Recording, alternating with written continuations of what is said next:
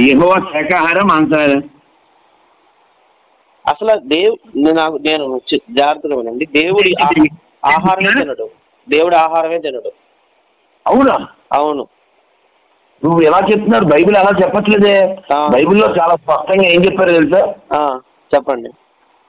గొర్రెని చంపి దాని అంతరములు తీసి బలిపీఠంపై వేస్తే నిప్పుల గుండంలో ఆ కంపు యెహోవాకి ఇంపైంది అని బైబిల్లో ఉంది.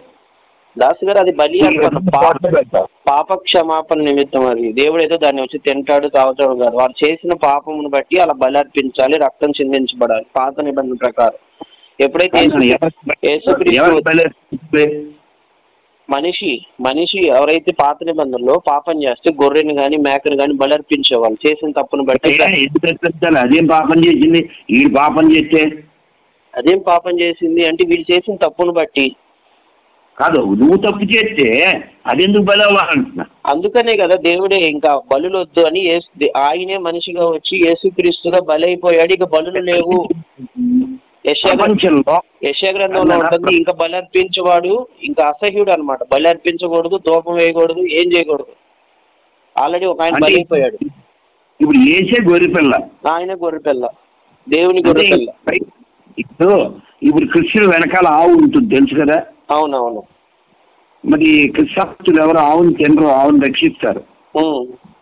మరి క్రైస్తవులు అందరూ కొన్ని కోట్ల గొర్రెలను తినేస్తున్నారు. తింటున్నారు నాన్ వెజ్. దేవుడే చెప్పాడు ఏవి తినాలో ఏమి తినకూడదు. ఇప్పుడు నాన్ వెజ్ తింటే తప్ప నాన్ వెజ్ డాక్టర్ కూడా తినమంటున్నారు, డాక్టర్స్ కూడా తినమంటున్నారు నాన్ వెజ్. ఎందుకు తినమంటున్నారు? మన బాడీ చెప్తారు గుండెపోట్లు తొందరగా వస్తున్నాయి, నీలాంటి కుర్రాలు చచ్చిపోతున్నారు, అందుకని నాన్ వెజ్ తినద్దు, మన బాడీ సూటబుల్ కాదు, డాక్టర్లు చెప్తున్నారు. ప్రోటీన్స్ ఉంటే ప్రోటీన్ కావాల్సే మాంసకృతులు కావాల్సే శాకాహారంలో ఉన్నాయి, జంతువులను తినకూడదని. ఎప్పుడన్నా మంగళగిరి వెళ్ళు, ఆ కొండల మీదకి మేకలు ఎక్కుతాయి. మంచి సత్యనారాయణ రాజు గారు తెలుసు కదా, ఆయన చెప్పారు మేకలు తిన్న మనిషి మంచం ఎక్కును, ఆకులు తిన్న మేకలు గొట్టలు ఎక్కును.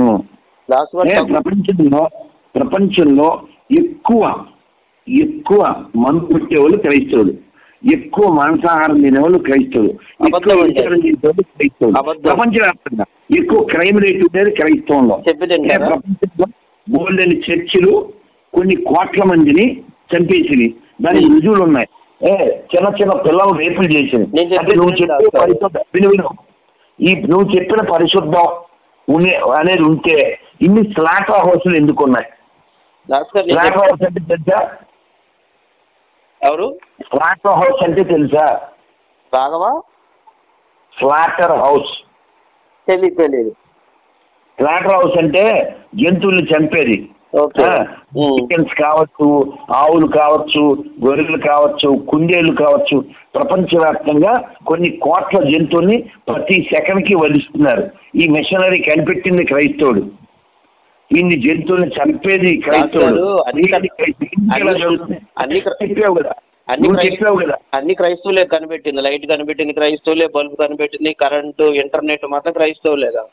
నిన్ను కనిపెట్టింది మాత్రం క్రైస్తవులు కాదు. నన్ను కనిపెట్టింది దేవుడు, ఆయన సృష్టించాడు. దాస్కర్ మనల్ని సృష్టించిన ఒక దేవుడే. నిన్ను సృష్టించిన దేవుడా? ఇవన్నీ సృష్టించిన మాత్రం మనుషే. మరి మనిషికి జ్ఞానం ఇచ్చాడు కాదు. ఇవన్నీ కనిపెట్టిందేమో క్రైస్తవులు, కనిపెట్టింది ఎవరు? దేవుడు. తల్లి గర్భంలో నన్ను పిండం ఇచ్చి నా యొక్క ఎన్ని ఏళ్ళు ఉండాలి, నేను ఎన్ని సంవత్సరాలు ఉండాలి, నేను ఏం చేయాలి, మొత్తం ఆయన ముందే ప్రణాళిక ఉన్నాను. నీకేనా ప్రణాళిక? కాదు, నీ ఒక్కడికే ప్రణాళిక ఉందా? మీ పట్ల నమ్మకం లేదా?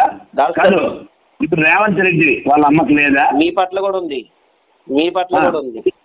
కాదు, రేవంత్ రెడ్డి ఆయన గుడికి వెళ్తాడు, బొట్టెట్టుకుంటాడు, రాజకీయ నాయకుడు కాబట్టి క్రిస్మస్కి వస్తాడు, బక్రీద్కి వెళ్తాడు.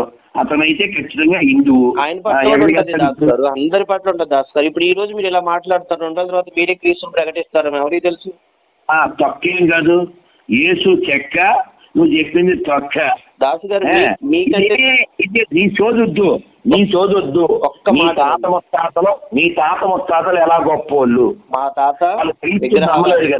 తాత పూజారి, మా తాత రామకోట రాశాడు, అన్ని తెలిసి కూడా క్రైస్తవ్యంలోకి వచ్చాడు చివరిలో.